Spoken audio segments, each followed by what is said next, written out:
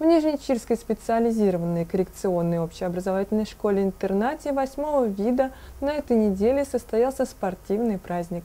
13 ноября в Нижнечирской специализированной коррекционной общеобразовательной школе-интернате был открыт после капитального ремонта спортивный зал. Мы находимся в спортивном зале школы-интерната, который сегодня вновь начинает свою работу, потому что мы попали в областную программу по ремонту спортивных залов в сельской местности и плюс приобретение оборудования для нужд школы. Какие работы были произведены? Поставлено дополнительное отопление. Потом, обратите внимание на стены. Стены у нас обставлены специальными матами для того, чтобы снизить травмоопасность во время уроков. То есть в этом зале может проводиться теперь соревнования и занятия по мини-футболу, то есть степень травмоопасности снижена, по волейболу, по баскетболу. То есть весь тренировочный цикл спортивных игр.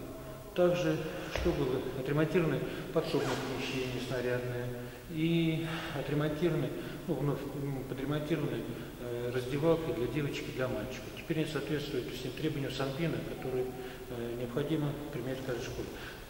Что еще хочется сказать, что эти деньги, еще помимо этого, выделено 110 тысяч рублей для приобретения спортивного оборудования. То есть мы запланировали приобретение новых гимнастических скамеек, приобретение гимнастических снарядов, приобретение нового спортивного инвентаря. Мы ждем со дня на день, что мы это получим, и наши дети с удовольствием будут использоваться. Чем наша школа, многие, может, не знают, что наша школа и учащиеся нашей школы являются победителями областных спартакиад среди школ нашего профиля 2 года подряд. И также, что в этом году наши дети, воспитанники нашей школы-интерната, заняли 2 третьих места по Unified футболу и по Unified баскетболу. Это специальные игры для людей с ограниченной возможностью здоровья на всероссийской спартакиаде. Поэтому у нас спортивная часть очень хорошо развита, и наши дети с удовольствием принимают участие не только во внутришкольных соревнованиях, и также и в районных и областных соревнованиях. А сегодня у нас состоится здесь небольшое торжество, посвященное началу возобновления работы спортивного зала в полном объеме. Для проведения праздника из самых спортивных учеников школы были составлены 2 команды «Факел» и «Фортуна», которым и предстояло соревноваться между собой. Остальные учащиеся школы, а также педагоги стали зрителями дружеского состязания. Судили успешность выполнения заданий члены жюри. Специалист по работе с молодежью Светлана Офицерова, социальный педагог школы и педагог-психолог.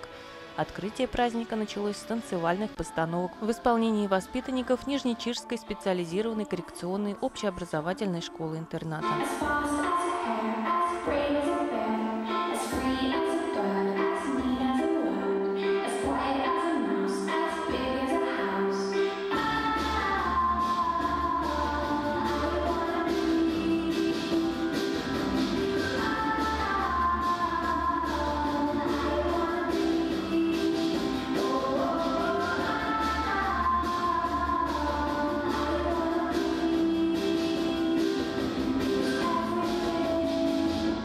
В ходе соревнований под руководством педагога школы по адаптивной физкультуре ребята показали свою физическую подготовку, ловкость и силу, стараясь, конечно, обогнать соперников.